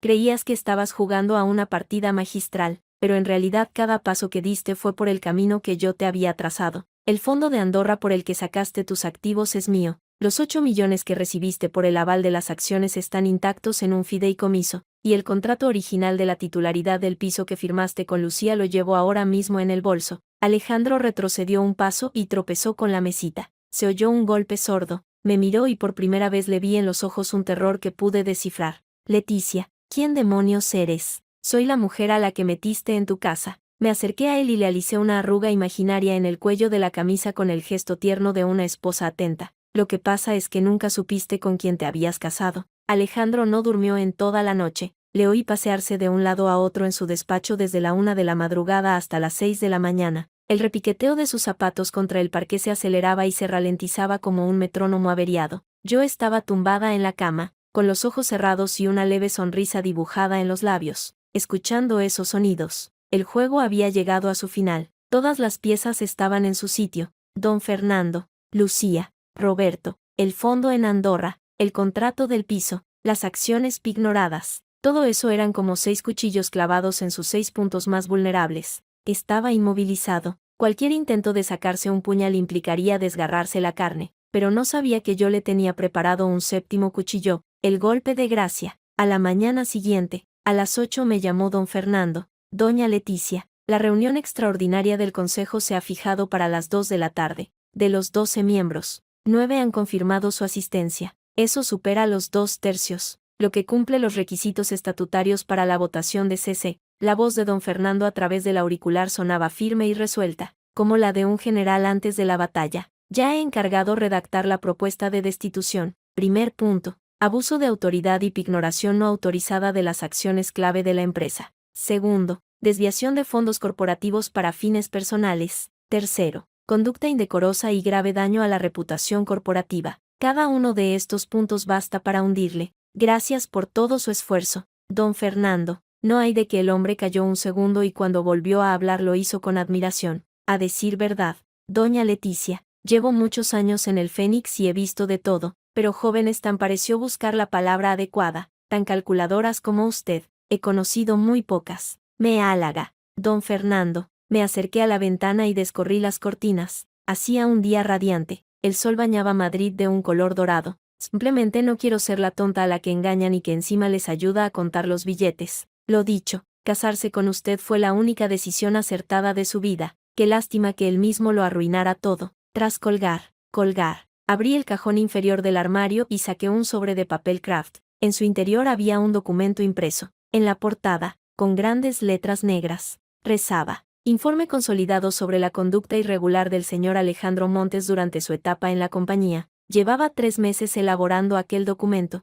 En él se detallan todas las operaciones dudosas de Alejandro de los últimos 2 años, contratos vinculados, desvío de capitales, gastos de representación y viajes ficticios, uso de los recursos de la empresa para favores personales, inversiones secretas en empresas de la competencia. Cada acusación estaba respaldada por pruebas irrefutables, extractos bancarios, correos electrónicos, copias de contratos y listas de testigos. Si esos papeles cayeran en manos de un juez, a Alejandro le lloverían demandas judiciales para el resto de su vida, y aquella misma tarde en la junta directiva entregaría una copia a cada miembro del consejo con mis propias manos. 2 de la tarde, sede central del Grupo Fénix. Esta vez me sentía aún más segura. La chica de la recepción, al verme, quiso decir algo, pero acabó murmurando un buenas tardes. Doña Leticia sin atreverse a levantar la vista. Es evidente que los rumores ya corrían como la pólvora por toda la empresa. Con la esposa del presidente no se juega. La puerta de la gran sala de juntas estaba abierta. Los 9 directivos ya estaban en sus asientos. Don Fernando ocupaba la cabecera por la izquierda frente a Alejandro.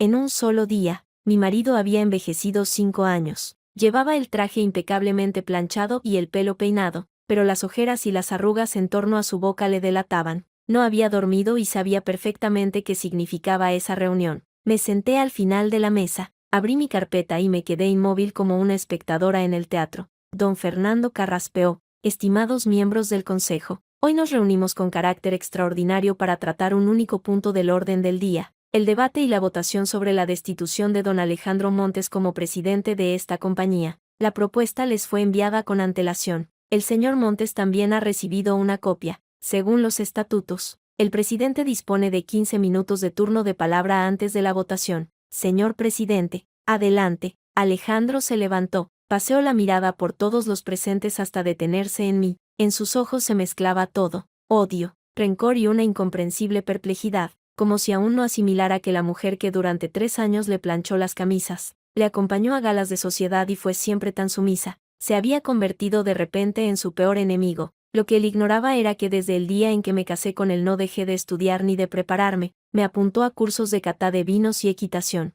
pero mientras fingía interés por aquello, analizaba balances financieros en casa. Me obligó a dejar mi empleo y convertirme en ama de casa, pero en mi tiempo libre me saqué licencias de abogada y contable. Me encerró en una jaula llamada la esposa del presidente, pensando que así me domaría, pero se olvidó de un pequeño detalle. Un pájaro enjaulado tiene muchísimo tiempo para estudiar la estructura de su propia jaula. Estimados miembros del consejo, comenzó Alejandro con voz ronca, pero intentando mantener la firmeza. Reconozco que he cometido errores en mi vida personal, pero en lo referente a las acusaciones sobre la pignoración de las acciones y el desvío de fondos, debo dar una explicación. En primer lugar, el préstamo de 8 millones obtenido como aval del 30% de las acciones iba destinado a afianzar una operación de adquisición de un proyecto en el extranjero. El destino de los fondos está respaldado por contrato. El proyecto es un grupo de complejos hoteleros en las Islas Baleares, lo que encaja perfectamente con nuestra línea de negocio. Sacó un contrato y lo puso sobre la mesa. En segundo lugar, respecto a la acusación de desvío de capitales, las transferencias a Gibraltar son pagos corrientes por operaciones comerciales de importación y exportación. El Fénix trabaja con decenas de socios extranjeros y usar sociedades pantalla en esos territorios es una práctica muy habitual en el sector. No hay nada ilegal en ello. Su discurso era claro y lógico. Hablaba con la seguridad de un directivo profesional. Si yo no conociera la verdad, sus explicaciones me habrían parecido convincentes. Pero don Fernando no se tragó el cebo. Presidente tomó un extracto bancario y se ajustó las gafas. Ese grupo hotelero de las Baleares que menciona, he pedido que lo investiguen. En efecto, han recibido los 8 millones, pero el representante legal de esa empresa es don Alejandro Ruiz, si no me equivoco. Es el nombre de su tío. El ojo de Alejandro sufrió un leve espasmo. 2 de ellas están registradas en la misma dirección postal. El domicilio personal de don Alejandro Ruiz en Palma de Mallorca. Don Fernando se quitó las gafas. Su voz se volvió cortante como una cuchilla. Presidente, usted coge dinero de la empresa y hace negocios con la sociedad de su tío. Eso se llama contrato vinculado. Usted saca el dinero de la empresa, da unas cuantas vueltas y acaba en el bolsillo de su tío. Eso se llama desvío de capitales. A mí no me venga con el cuento de las prácticas habituales del sector. Llevo décadas en este negocio y aún sé distinguir una operación normal de un saqueo. Se hizo el silencio en la sala. Entonces di 2 palmas suaves. Todas las miradas se clavaron en mí, soberbiamente expuesto. Don Fernando, abrí mi carpeta, saqué el informe y me puse en pie. Recorrí lentamente la mesa, pero lo que ustedes saben es probablemente solo la punta del iceberg. Estimados miembros del consejo, les ruego que echen un vistazo a este documento. Fui dejando una copia del informe frente a cada uno de los 9 directivos. Alejandro, sentado a la cabecera, tenía el rostro descompuesto. Estos materiales volví a mi sitio, hablando de forma clara y pausada. Los encargué recopilar a una agencia de investigación independiente en mi calidad de cónyuge de un accionista del Grupo Fénix. Recogen 12 infracciones estatutarias ilegales cometidas por el señor Montes en los últimos 2 años. Entre ellas, aprovechamiento de su cargo para cerrar contratos vinculados por valor de más de 3 millones de euros. Gastos ficticios de dietas y representación por más de 50.000 euros. Uso de los recursos de la empresa para habilitar un despacho propio para su amante, la señorita Lucía, pagándole un salario 5 veces superior al estipulado. Inversiones a través de familiares en 3 empresas de la competencia durante su mandato, lo cual supone una violación directa del artículo 17 de los estatutos sobre la prohibición de competencia. Leticia. Alejandro se levantó de un salto haciendo chirriar la silla contra el suelo. Aún no he terminado. Continué ignorándole por completo y dirigiéndome al consejo. Y el último punto que quiero destacar. Según la investigación del abogado don Roberto Blanco, durante el desvío de capitales, Alejandro hizo uso del sello oficial ilegal del Grupo Fénix. Nuestros estatutos exigen que toda operación financiera que supere el $500,000 de euros sea aprobada por este consejo. Sin embargo, en los últimos 6 meses, el señor Montes ha dispuesto de más de 10 millones de euros a sus espaldas y el consejo no ha sabido absolutamente nada. Señores, creo que no necesito explicarles lo que esto significa. El silencio en la sala era sepulcral. El sol colándose por los ventanales deslumbraba al reflejarse sobre el papel blanco de los documentos. Las caras de los directivos pasaron de la estupefacción a la ira para luego hundirse en un mutismo opresivo. El primero en hablar fue un consejero independiente. Cerró la carpeta, se quitó las gafas y se frotó el puente de la nariz. Su tono fue bajo, pero firme. Presidente, cuando usted aún trabajaba a las órdenes de su padre, yo era el asesor jurídico de esta compañía. Vi crecer al Fénix desde una pequeña fábrica hasta sus dimensiones actuales. Si su padre, que en paz descanse, supiera lo que ha hecho hoy, ¿qué cree que diría? Alejandro enmudeció. Sus labios eran una fina línea blanca y sus manos temblaban bajo la mesa. Iniciemos la votación, suspiró don Fernando, con un tono propio de quien toma una decisión difícil pero irremediable. Votos a favor de destituir a don Alejandro Montes de su cargo de presidente, que levanten la mano. Don Fernando fue el primero en alzar la suya, luego el consejero independiente y tras él una tercera, una cuarta, una quinta. Los 9 directivos levantaron la mano, 9 votos a favor. Unanimidad. Alejandro se quedó petrificado como una estatua a la que le hubieran arrancado el alma. Don Fernando encendió su micrófono y su voz resonó por toda la sala. De conformidad con los estatutos de la compañía y el reglamento de la Junta Extraordinaria, se aprueba por 9 votos a favor la destitución con efecto inmediato de don Alejandro Montes de su cargo como presidente. La candidatura del nuevo presidente se presentará en la Asamblea de Accionistas el próximo lunes. Durante este periodo de transición asumiré temporalmente las funciones de la presidencia. Miró a Alejandro sin malicia ni lástima, solo con la tranquilidad de alguien que ya lo había visto todo. Señor Montes, le ruego que recoja sus pertenencias del despacho y efectúe el traspaso de poderes en el plazo de 3 días. Su contrato laboral con la compañía será rescindido de acuerdo con los estatutos. Se levanta la sesión. Los directivos comenzaron a marcharse. Algunos le dedicaron una última mirada a Alejandro. Otros ni se molestaron en girarse. Don Fernando fue el último en salir. Al pasar junto a él, se detuvo un instante como si quisiera decirle algo, pero al final solo le dio unas palmadas en el hombro y se fue. La puerta de la sala se cerró, dejándonos a solas en aquella inmensa estancia. Alejandro seguía de pie, apoyando las manos en el borde de la mesa. Sus nudillos estaban blancos por la tensión. Llevaba la corbata ladeada y se le había arrancado un botón de la chaqueta al levantarse bruscamente. El cuello de la camisa estaba desabrochado, dejando a la vista una nuez que subía y bajaba con nerviosismo. Levantó la vista hacia mí. En su mirada ya no quedaba arrogancia ni control, ni rastro de falsa ternura. Solo había un agotamiento puro e indisimulable.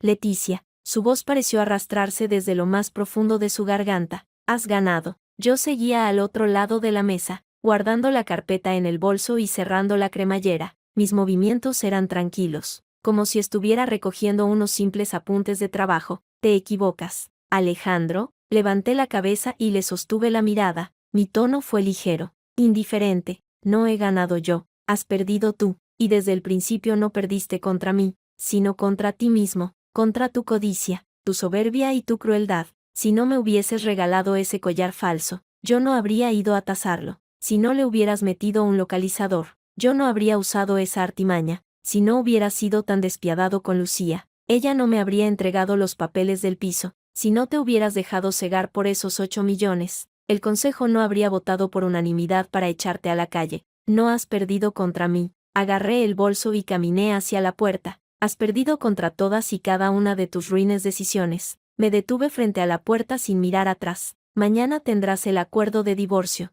Fírmalo. Será lo mejor para todos. La puerta de cristal se cerró lentamente a mis espaldas. El pasillo de las oficinas del Grupo Fénix era larguísimo con su moqueta gris y sus enormes ventanales. La luz de las 3 de la tarde se filtraba dibujando manchas brillantes en el suelo. Caminé pisando esas manchas y el sonido de mis tacones reverberaba por el pasillo vacío, marcando un ritmo firme y constante. Llegó el ascensor. Entré y pulsé el botón de la planta baja. En el preciso instante en que se cerraron las puertas de metal, saqué el móvil del bolso y le envié un mensaje a Roberto Blanco. ¿Puedes empezar? Vara.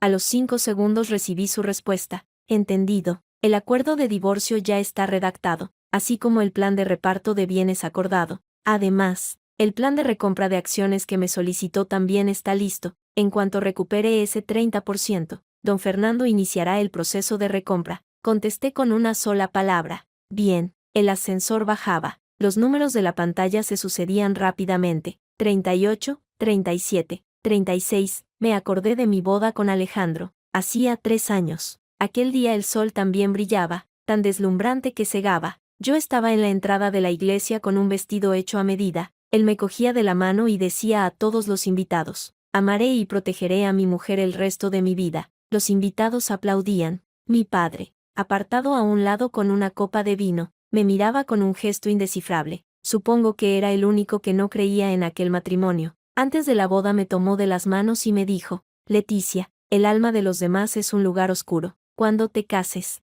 mantente siempre alerta. Yo le hice caso y por eso 3 años después el gran perdedor había sido Alejandro y no yo. El ascensor llegó a la planta baja. Se abrieron las puertas. Atravesé el vestíbulo y crucé la puerta giratoria. El sol de la calle me envolvió en un torrente de calor, sintiéndose como un grandioso renacer. El acuerdo de divorcio se le entregó a Alejandro el miércoles. Le pedí a mi abogado Roberto que se lo diera en persona. Para entonces, él ya había abandonado el despacho de presidencia del Fénix y se había instalado temporalmente en aquel piso del barrio de Salamanca. La ironía radicaba en que aunque el piso figuraba a nombre de Lucía, las llaves seguían en poder de Alejandro. Lucía me había mandado las llaves por correo postal con una nota que solo decía para usted.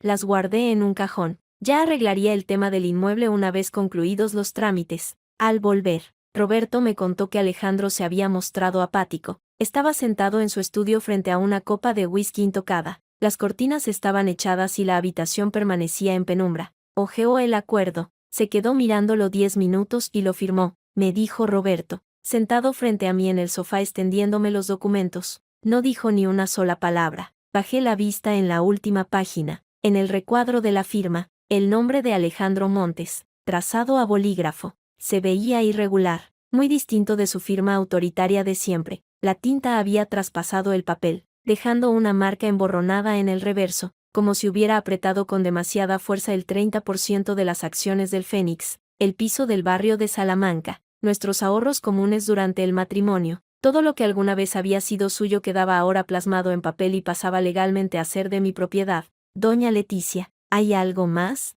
Roberto sacó un sobre de su maletín y lo dejó sobre la mesa. Me pidió que se lo entregara. Cogí el sobre y lo abrí. Dentro había una fotografía. La foto de nuestra boda, el de traje oscuro y yo con vestido blanco, posando bajo un arco de flores en la iglesia. Hacía un día espléndido y su sonrisa, al igual que la mía, parecía sincera. En el reverso escrito de su puño y letra había un mensaje. Enhorabuena, has ganado. Contemplé aquellas palabras un rato, le di la vuelta a la foto, la guardé en el sobre y lo aparté a un lado. Roberto, notando mi expresión, me preguntó en voz baja, ¿se encuentra bien? Perfectamente. Me levanté, fui hasta el mueble bar, me serví una copa de vino tinto y me acerqué al gran ventanal. Roberto, encárgate tú de supervisar todos los trámites del traspaso de las acciones y de la propiedad. Don Fernando, desde el Grupo Fénix, se pondrá en contacto contigo para fijar las condiciones exactas de la recompra de los títulos. Entendido. Roberto se levantó y se alisó la chaqueta del traje.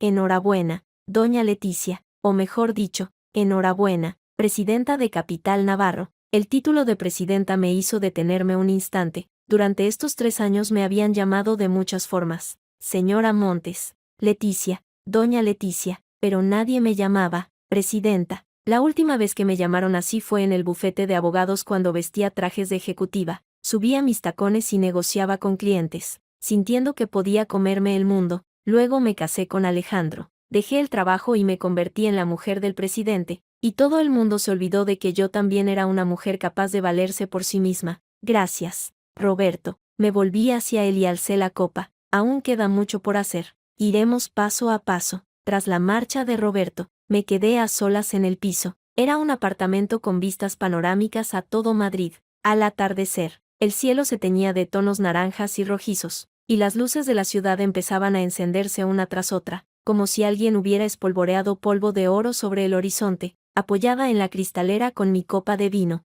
veía las luces reflejarse en el cristal, superponiéndose a mi propia imagen. Todo había terminado y al mismo tiempo todo acababa de empezar. 3 días después se celebró la Asamblea de Accionistas del Fénix. Don Fernando, en calidad de segundo mayor accionista, presidió la sesión. El único punto de la orden del día era la elección del nuevo presidente, tal como habíamos acordado. Tras hacerme con el 30% de Alejandro, pasaba a ser la accionista mayoritaria. Sin embargo, en la Junta no presenté mi candidatura a la presidencia, le cedí el puesto a él. El Fénix necesita estabilidad, afirme ante los presentes. Don Fernando lleva más de 20 años en la empresa, conoce a fondo el negocio, a la plantilla y la cultura corporativa. En este periodo de transición es el candidato ideal. Yo, como consejera no ejecutiva, estaré dispuesta a ofrecerle todo mi apoyo en la toma de decisiones estratégicas. Tras su nombramiento, el anciano directivo me estrechó la mano largamente, me confesó que a lo largo de su vida había conocido a muchas mujeres brillantes, tiernas y fuertes, pero a nadie como yo. Doña Leticia sabe cuál es su mayor virtud,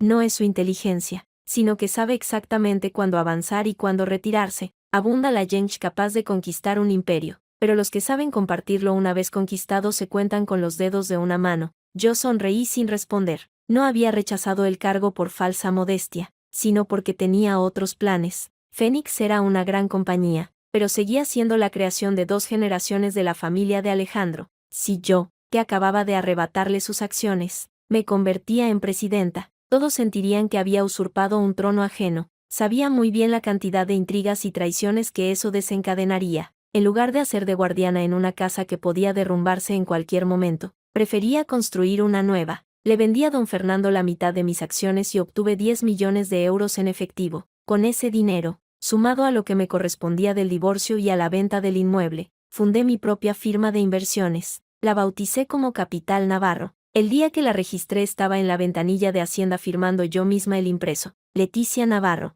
fundadora y administradora única, Capital Social, 10 millones de euros. La funcionaria del mostrador miró el formulario y luego me miró a mí. En sus ojos vi asombro. Una mujer de menos de 30 años fundando en solitario una firma con semejante capital era algo insólito en aquella ciudad. Señora Navarro, su solicitud ha sido aceptada. En 7 días laborables podrá recoger el certificado de constitución. Gracias. Al salir del edificio de Hacienda me llamó Lucía. Su voz ya no era la de la última vez. Había perdido la ronquera y sonaba impregnada de una extraña paz. Doña Leticia, no, supongo que ahora debo llamarla presidenta. Lucía soltó una carcajada tenue. Enhorabuena, he oído que ha fundado su propia empresa. Gracias. Llamaba para despedirme. Me dijo, me marcho de Madrid. Vuelvo a mi pueblo en Andalucía. Mi madre me ha buscado un pretendiente, un profesor de instituto. Dice que es un buen hombre. Guardé silencio un instante. Le deseo mucha suerte. Igualmente. Lucía hizo una pausa y de pronto murmuró muy bajito.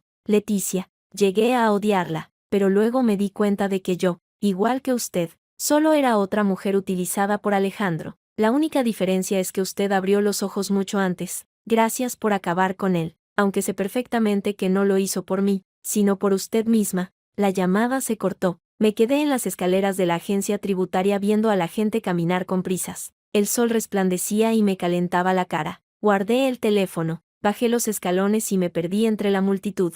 2 meses más tarde, Capital Navarro realizó su primera gran inversión. Fue en una startup dedicada a la fabricación de baterías innovadoras. Su fundadora era una joven treintañera llamada Carmen Ríos, licenciada en Ingeniería Industrial y doctora. Trabajaba con un equipo de 20 personas. Llevaba 3 años encerrada en una nave industrial alquilada en Vallecas. Cuando fui a ver el laboratorio, Carmen iba con una bata blanca manchada de aceite de motor. Llevaba el pelo recogido de cualquier manera, pero detrás de sus gafas, sus ojos brillaban como 2 estrellas. Doña Leticia, le seré sincera, me gritaba Carmen en medio del ruido atronador de la maquinaria. Ahora mismo necesitamos dinero y personal a gritos, pero mi tecnología es pionera en el mundo. Deme 2 años y reescribiré las reglas del juego de esta industria. Miré a aquella chica manchada de grasa y sentí una profunda simpatía por ella. De acuerdo, tiene 2 años. Esa noche, tras la firma del contrato de inversión, invité al equipo de Carmen a cenar en una arrocería tradicional. Decenas de jóvenes compartían una inmensa paella en una mesa redonda. El vapor de la comida les envolvía el rostro, dándoles un aspecto sonrosado y vital. Carmen se levantó con una cerveza en la mano y exclamó, «Gracias por su confianza, doña Leticia», y se bebió la copa de un trago. Yo estaba sentada a su lado bebiendo vino a sorbos y contemplando aquel grupo ruidoso y feliz. De repente me invadió una tranquilidad que hacía tiempo que no sentía. No era euforia, era una paz sólida como la tierra que pisaba, un sentimiento que sabía que no me traicionaría. De camino a casa, Madrid ya se había quedado en silencio. Las farolas formaban 2 largas hileras de luz naranja que se perdían en el infinito. Bajé la ventanilla y el aire fresco se coló en el coche, trayendo consigo el calor del inicio del verano y el aroma a lilas. Por el Bluetooth del móvil empezó a sonar una canción antigua. No recordaba la letra, solo sentía la melodía fluida y melancólica, como un murmullo al oído. Al llegar a casa no encendí las luces enseguida, me descalcé en el recibidor, iluminada tan solo por la luz de la luna que entraba por las ventanas, y me acerqué a la gran cristalera del salón. La ciudad nocturna era como un cuadro rebosante de quietud. Miles de luces brillaban como estrellas. Detrás de cada una había una historia y la mía acababa de pasar su página más oscura. El teléfono me vibró en el bolsillo. Mensaje de don Fernando. Doña Leticia, he conseguido que le guarden un turno de palabra en la cumbre del sector de la semana que viene. Hay mucho interés en Capital Navarro. Ya es hora de que se presente oficialmente, respondí bien. Apagué la pantalla y dejé el móvil sobre la mesa. La luz de la luna bañaba todo el salón de reflejos plateados. Me senté en el sofá a oscuras disfrutando del silencio. El reloj de pie de la esquina marcaba el ritmo implacable del corazón de la ciudad. Hace 3 años, en este mismo día, yo era la prometida de Alejandro. 3 años después, en este mismo día, era la dueña de mi propia vida. Todo este recorrido se podía resumir en una frase, pero transitarlo había sido como escalar montañas escarpadas. Lo importante era que había llegado a la cima. Una semana después se celebró la cumbre del sector. El lugar escogido fue el Palacio de Congresos de IFEMA, a las afueras de Madrid. El enorme edificio de cristal resplandecía bajo el sol como un diamante colosal. En la entrada, un cartel de 20 metros anunciaba en letras doradas: 12, Cumbre Iberoamericana de Inversión. Entre los asistentes se contaban socios de los fondos más importantes del país, directivos de los principales bancos de inversión y fundadores de empresas de renombre. Un año atrás, jamás habría pisado un evento así. En aquel entonces yo era la mujer de Alejandro, un mero accesorio cuya función era sentarse en la platea y aplaudir. Pero hoy las cosas eran muy distintas. Hoy me subía a aquel escenario como fundadora y directora ejecutiva de Capital Navarro. La intervención que me había conseguido don Fernando estaba programada a las 2 de la tarde, la hora de máxima audiencia. Llevaba un traje de chaqueta pantalón blanco con una blusa de seda negra, el cabello en una coleta baja y un maquillaje elegante y sobrio. Mientras esperaba entre bastidores, una de las chicas de la organización me echó unas cuantas miradas disimuladas hasta que, incapaz de aguantar más, me preguntó en un susurro: «Perdone, ¿es usted la presidenta Navarro?» «Sí, vaya. Es usted aún más guapa en persona que en las fotos». La chica se ruborizó. Mis compañeras y yo comentábamos que la presidenta de Capital Navarro es la ponente más joven de toda la cumbre. Es increíble. Le di las gracias con una sonrisa, pero por dentro pensé: sí, el camino no ha sido fácil, pero ha valido la pena. A las 2 en punto salí al escenario. Cuando los focos me apuntaron, cientos de ojos se clavaron en mí. Recorrí la sala con la mirada. Vi a don Fernando en primera fila, que asintió con la cabeza en señal de apoyo. En la tercera fila estaba Carmen haciéndome fotos con el móvil. En un rincón distinguía un grupo de personas cuchicheando. Seguramente se preguntaban de dónde había salido aquella mujer apellidada Navarro. Respiré hondo y comencé: «Buenas tardes a todos. Me llamo Leticia Navarro y soy la fundadora de Capital Navarro. Hoy me gustaría compartir con ustedes mis reflexiones sobre la búsqueda de certidumbres en el próximo ciclo económico». La ponencia fue todo un éxito. Hablé durante 30 minutos seguidos, desde la lógica de la inversión en el sector de las nuevas energías, pasando por la estrategia en la industria tecnológica hasta llegar a la perspectiva única que aportan las mujeres emprendedoras en el mercado de capitales. Hablé sin leer porque yo misma había redactado cada palabra de aquel discurso. La reacción del público fue mucho más cálida de lo que esperaba. En varias ocasiones, al citar datos clave, pude oír el tecleo de ordenadores en la sala tomando notas. Al terminar, durante la ronda de preguntas, un inversor se levantó y preguntó: «Señora Navarro, tengo entendido que antes usted era la esposa del presidente del Grupo Fénix y que por circunstancias personales decidió emprender su propio camino. ¿Cómo ha influido esa experiencia en su filosofía de inversión?». El silencio se hizo en el auditorio. Era evidente que no se trataba de una pregunta pactada. El miembro de la organización encargado del micro me miró con tensión, dispuesto a intervenir. Le hice un gesto con la mano para indicarle que no pasaba nada. «Es una excelente pregunta». Agarré el micrófono y sonreí. Efectivamente, fui la mujer del presidente. Llevé esa etiqueta durante 3 años y en esos 3 años aprendí a calar a las personas, a saber si quien te sonríe lleva un caramelo en la mano o un cuchillo escondido. En cuanto a la influencia de esto en mi filosofía, es muy simple.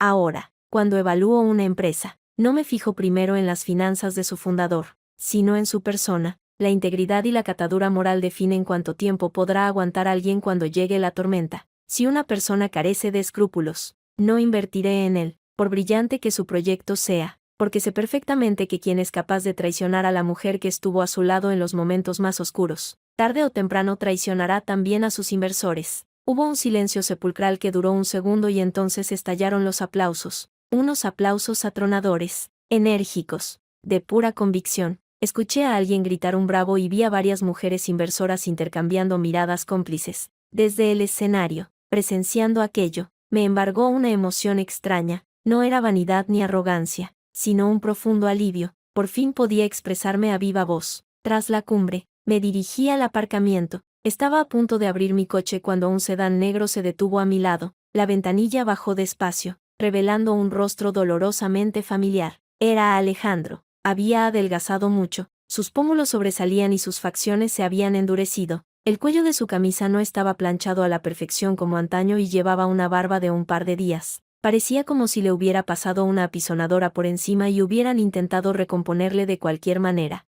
Leticia, señor Montes. No usé su nombre de pila, sino el trato más cortés y distante posible. ¿Ocurre algo? Podemos hablar. 5 minutos. Miré el reloj. Tengo 10. Hable. Alejandro guardó silencio. Él dentro del coche, yo fuera. Nos separaba menos de 1 metro, pero la distancia entre nosotros era abismal, como un campo de batalla calcinado. Llevo un buen rato en la entrada del Palacio de Congresos, comenzó al fin. Su voz era áspera. No me atreví a entrar, pero seguí tu intervención en directo por el móvil desde el principio hasta el final. Has hablado maravillosamente bien. Mejor que, titubeo, como si no quisiera decirlo. Mejor que nunca. Se lo agradezco, contesté inmutable. Leticia, he venido hoy. Volvió a quedarse callado y tragó saliva. He venido a pedirte perdón. Le sostuve la mirada sin articular palabra. Estos últimos meses he pensado mucho en por qué le puse aquel rastreador a tu collar, porque puse el piso a nombre de Lucía, por qué intenté desviar mi dinero. Me he inventado 1000 excusas, que los hombres necesitan controlar la situación, que no quería perder capital con el divorcio, pero todo era bobadas. Sus dedos se aferraron al volante hasta que los nudillos palidecieron.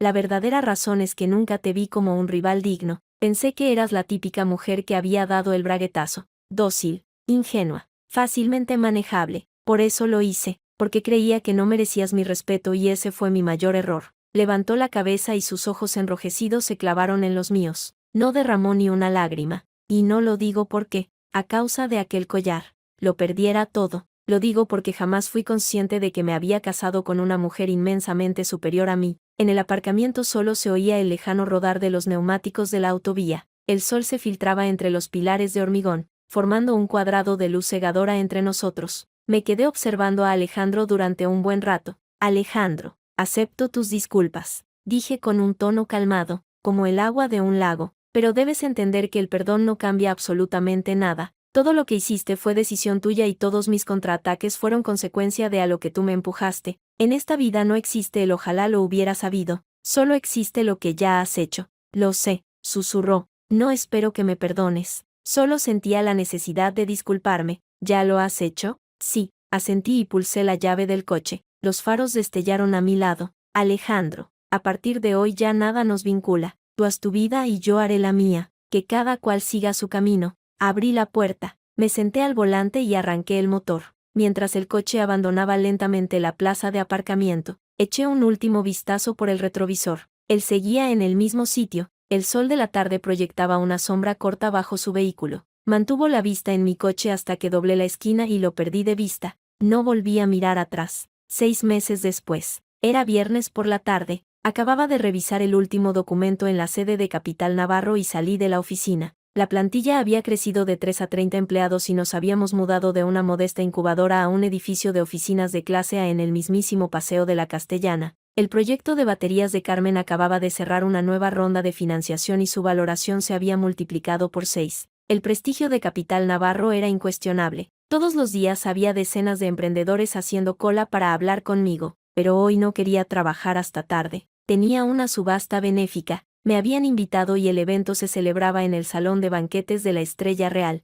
Sí, en el mismo lugar que en su día me amargó la vida, pero a mí ya me daba igual. Había redefinido ese sitio. Ya no era el escenario de la infidelidad de Alejandro. Era el punto de partida desde el que lo había derrocado de su pedestal. La subasta era un evento de gran magnitud, repleto de la élite madrileña. Entré en el salón con un vestido largo de terciopelo esmeralda y multitud de invitados se acercaron a saludarme. Algunos me llamaban presidenta, otros Leticia, otros sondeaban cuidadosamente la posibilidad de emprender proyectos conjuntos. Yo, copa de champán en mano, charlaba amablemente con todos con una calma inalterable hasta que comenzó la subasta. El presentador sacó un lote que me dejó helada. El siguiente artículo ha sido donado por un benefactor anónimo. Se trata de un collar de malaquita. Según el dictamen de los expertos, es una imitación de gran pericia. La piedra en sí ha sido tratada y carece del valor de la malaquita natural. pero el significado que simboliza es muy especial. El precio de salida es de 1 euro. Cuando el presentador levantó el collar,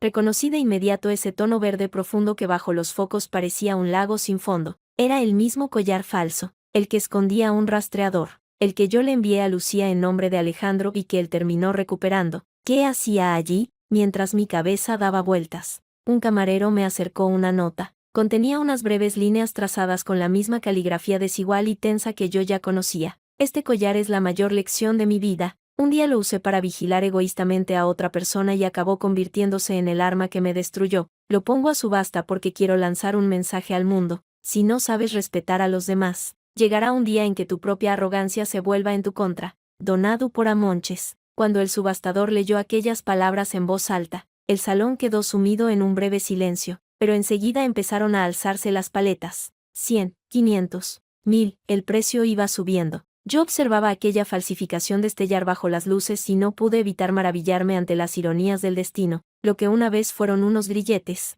ahora se convertía en un espejo. Finalmente levanté mi paleta. 100.000 euros. El salón enmudeció. Todo el mundo me miró. Pagar 100.000 euros por una copia que no valía ni 500. Cualquiera diría que había perdido la razón, pero en ese instante nadie se atrevió a decir nada. El subastador golpeó con el mazo 3 veces. Vendido por 100.000 euros. Enhorabuena a la presidenta de Capital Navarro, doña Leticia Navarro. Subí al escenario y recibí el collar. Los focos convergían sobre mí. El collar descansaba en la palma de mi mano. En la montura metálica de aquella gema falsa aún se apreciaba el rastro dejado por el localizador. Pasé un dedo por encima. El tacto frío del metal me transportó por un segundo al laboratorio de don Arturo, recordando el día en que aquel escalofrío me recorrió la espalda. Tomé el micrófono y, dirigiéndome al público con una sonrisa, dije, este collar fue un regalo de aniversario de mi exmarido. Llevaba incorporado un rastreador. Con él pretendía controlar cada uno de mis pasos. Pero mírenlo ahora. El collar descansa en mi mano y su nombre ha desaparecido del Consejo de Administración del Grupo Fénix.